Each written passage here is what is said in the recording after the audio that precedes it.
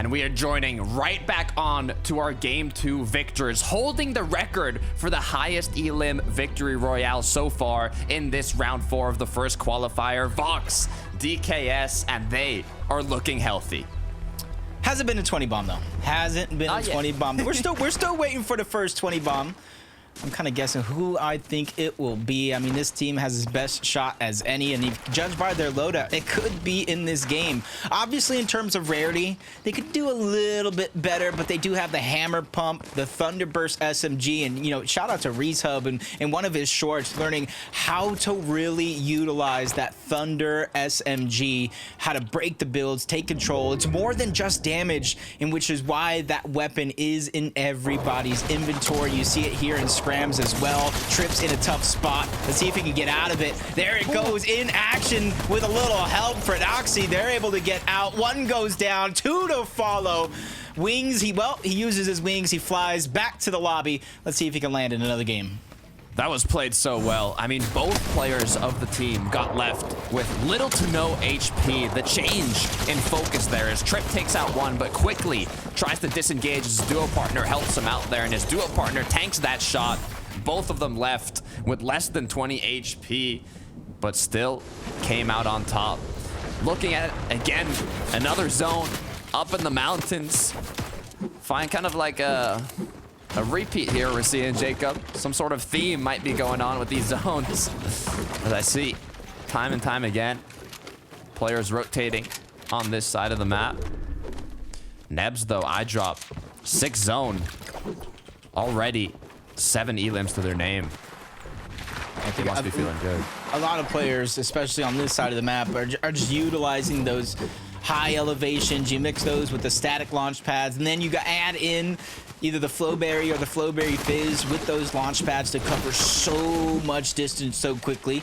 And typically, you want to kind of rotate early, get to the zone fast, but with that combination of utility, it allows you just to stay just a little bit later in zone as Nebs just kind of hits a little blind fire peek over towards the team. It's so far into the distance. Doesn't connect the shot, but man, you miss 100% of the shots you don't take, and at least he tried.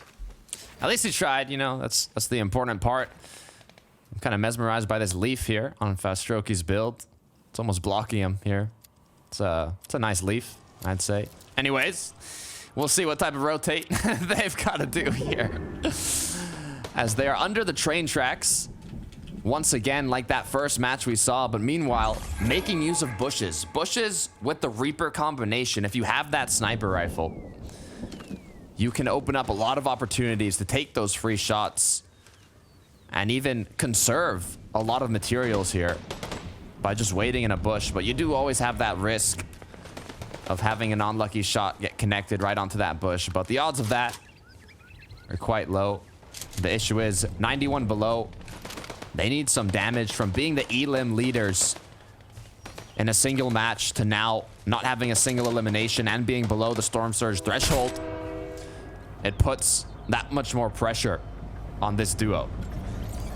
Yeah, it just almost makes me wonder, like, how long, when is it going to be that moment to where they try to move forward and get some surge? But we're not going to see that moment for now, as it deactivates as another player is going to be sent back to the lobby. 28 teams still left alive, so 3 full duos still need to go down before placement points begin to get awarded. So you see everybody bide their time, pick their position very, very wisely. Kiro and Kudo once had the high ground in previous games, now their ultimate low ground. Just trying to stay ahead of everybody else, expend as little mats as possible. You can even see them toying with the decision in terms of their heals as well. Too early, they peak, they get taken some damage. That'll be a waste of a heal, so they're just being very, very calculated with their decisions. Cautious, calculated. Just like we saw Mongrel and Mr. Savage in their first game. But switching back here. X-Squeeze, Slove on the edge of zone. Long rotate. Good news is they could choose to take the lesser congested side here if they follow that orange team on the bottom right minimap. You can see them rotating on through with those grapple blades. There is one duo that is taking shots, but the longer you wait, the more difficult it could be. As the duos like Glubchi, Trexer here don't have to rotate as far, but when you cross that little river, it's a dangerous place to be in. as Voxe DKS now have managed to do enough damage to not be below that Storm Surge threshold. They just have to like bulldoze their way into the box. Time is definitely running out, especially if they want to save their heals. First shot's gonna land perfect as they hip to hip into the box. Griffin's gonna go down, making that one look easy, but still below the damage threshold. You see DKS still on the hunt to figure out where he's going to just get 4 damage before dropping down low. 12 below. They found at least some sense of comfortability now that they were able to pick up that elimination, and they move ahead of zone, and their plan is to kind of peek back, focus on one of these teams that are having similar struggles as they once did. Now continuing, breaking on in, trying to open up those options. Being 5 below, it's not the worst position to be in, but it does cause a bit of stress now. You can see as they continue looking at all sorts of angles and opportunities. But you got to be careful as the duo's waiting for it to happen. They know you need that damage. They're just waiting to take a shot, but there it is. Cracks come through. Connections now 112 above. They've stopped the ticking for just some time, but how long is it going to last for? Big pots come through, and they're going to have to start looking once again for that damage, but at the same time, they have to figure out the rotate as zone's starting to close. You're seeing the slower you make this rotate over, whether if it's up elevation or down, a lot of those players are already going to begin their rotate, try to beat you to the punch, especially with the grapple blade. You see more than half the lobby using DKS and Voxe nearby as Fakey and Fremont try to go over. A couple of tags are going to reach their way inside of the box, draining off the shields, but it's nothing that they can't handle for now, especially being over 300 above the damage threshold. Nebs and I drop 1,000 over the threshold, but they are still susceptible to teams that may not necessarily be in that same position as they defend the box. 8 elims for the duo. So early on, 8th zone, moving zones will start commencing here shortly. Using those med kits. Now, the good news is you don't necessarily have to have a lot of med kits or heals in the start of these end games, as so many duos have them, that once you get those eliminations in those final moving zones, it's likely that a lot of med kits will be dropped. It's what we saw Malabuka and Merstash capitalize on in the previous match, finding those med kits, marking them, and being ready to go back to them when the heal off commences. So for players like Sure here, who doesn't have any hard heals, I was gonna say you shouldn't worry too much, but without a duo and no builds, I'd be worrying quite a bit. Switch back to Fakey Fremont though. Quick knock as they continue on. At least they were able to defend themselves. Nitrox Prime is going to be the one who goes down. Might be Zeke's little brother or something, as Fakey and Fremont continue their journey towards the front side. Trip all the way towards the sky. Fordoxy not too far behind him. Nipsey and Jerdy always trying to stay towards the front side of the zone as well. Trip doesn't spot anybody else towards the back side of the zone, so now just the pressure trying to force these players lower and lower into one another so they can do the hard job for them and eliminate them back to the lobby. The damage and eliminations is just going to be bonus. Fordoxy staying ahead here, making sure that height is prominent. Meanwhile, his duo partner further back, taking shots, making sure nobody is trying to contest them. Good height plays. Meanwhile, Glubchi, without a duo partner, making the aggressive plays, has that legendary frenzy shotgun. Not the mythic one, though. As Voxe, DKS now, 3 elims. They've racked up a bit more damage here. Looking more confident from early on in this match. Will they be able to show us a rewind of game 2? As Scrapped and Scram, though, no shields, trying to survive here as Surge keeps taking them. Floppers getting used. Flowberry Fizz getting juiced up as Nebs now takes out his duo Scram. Yeah, easy elimination. Storm Surge did most of the work. Nebs, eye drop, still trying to move forward.